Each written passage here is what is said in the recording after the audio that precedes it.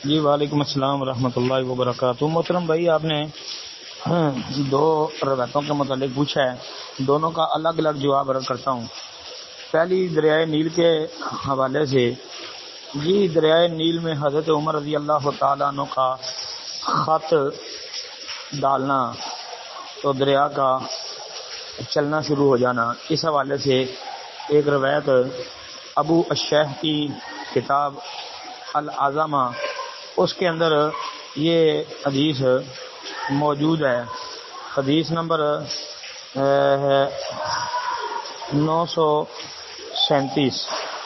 937 number حدیث۔ اسی طرح شرح اعتقاد اہل سنہ والجماعہ لالکئی کی جلد 2 صفحہ 401 حدیث نمبر 72 ہے۔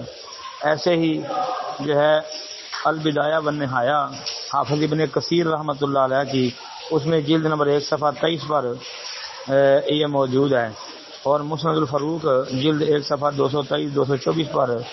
لیکن یہ سند صحیح نہیں ہے، سند کے اندر عبداللہ بن لہیہ یہ ضعیف اور مدلس راوی ہے۔ جی کئی دفعہ بتایا کہ عبداللہ بن لہیہ جو ہے مختلف فی ہی راوی ہے، بعض نے اسے مطلقاً ضعیف قرار دیا ہے، بعض نے کہا کہ اس کی عبادلہ سے روایت حسن ہوتی ہے، یا کچھ راوی ایسے ہیں جن سے روایت حسن ہے، باقی یہ ضعیف ہے، بعض نے مطلق ضعیف کہا ہے۔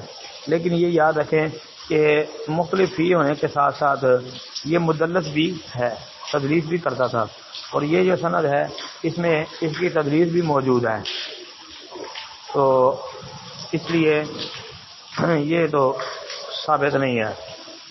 پھر اس میں جو قیس بن الحجاج یہ تبع تابعی ہے، اب اس کے شیخ اور استاد کا بھی کوئی پتہ نہیں ہے، تو لہذا یہ روایت ضعیف اور باطل قسم کی ہے، اس کو پیش نہیں کرنا چاہیے۔ عبداللہ بن عمر بن عاص رضی اللہ تعالی عنہ کے حوالے سے یہ بات بھی یعنی اس طرح بیان کرتے ہیں کہ عبداللہ بن عمر بن عاص رضی اللہ عنہ نے کہا کہ یہ ہمارا دریائے نیل اس سال صرف اسی وقت پانی سے چلے گا جب اس مہینے کی 11ویں رات کو ایک لڑکی اس میں پھینکی جائے گی۔ تو سیدنا عمر رضی اللہ عنہ نے فرمایا اسلام میں ایسا نہیں ہو سکتا۔ پھر انہوں نے سیدنا عمر رضی اللہ عنہ کو خط لکھا تو امیر المومنین نے جواب میں ایک رکا بھیجا جس پر لکھا ہوا تھا، اللہ کی بندے عمر کی طرف سے دریائے نیل کی طرف اگر تو خود بخود بہتا تھا تو یہ نہ بہ، اور اگر تجھے بہانے والا اللہ ہے تو میں اللہ واحد قہار سے دعا کرتا ہوں کہ تجھے چلا دے۔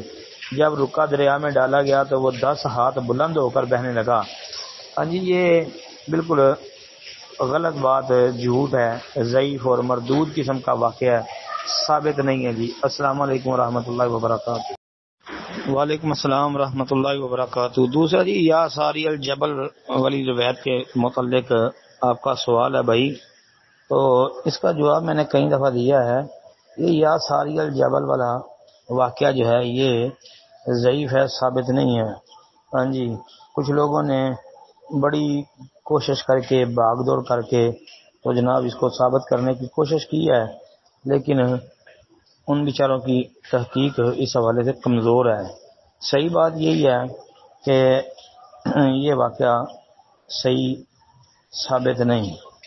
دلائل النبوہ امام بہقی رحمۃ اللہ علیہ کی، اس کے اندر یہ موجود ہے، یہ ابن جلان عن نافع ابن عمر کے طریق سے، یہ مشہور ابن جلان جو ہے مدلس راوی ہے اور سماع کی صراحت نہیں، اس لیے یہ ضعیف ہے۔ اس کے علاوہ دلائل النبوہ سے ہی بعض لوگوں نے اس کا سماع بھی ثابت کرنے کی کوشش کی ہے، لیکن وہ بھی اگر غور سے دیکھا جائے تو وہ ثابت نہیں ہے۔ دلائل النبوہ میں ایاس بن معاویہ کی مرسل ہے نا، اور مرسل روایت ائمہ محدثین کے نزدیک ضعیف ہوتی ہے۔ یہ کسی حدیث کے ابتدائی طالب علم سے بھی چھپی ہوئی بات نہیں ہے، وہ بھی جانتا ہے کہ مرسل ضعیف روایت ہوتی ہے۔ اس کے علاوہ اس کی جتنی سندیں آتی ہیں ساری کی ساری ضعیف، بلکہ ضعیف جداً اور موضوع قسم کی ہیں۔ کیونکہ اس میں کذاب قسم کے متروک قسم کے راوی موجود ہیں، تو لہذا اس کو تو پیش ہی نہیں کرنا چاہیے۔ السلام علیکم ورحمۃ اللہ وبرکاتہ۔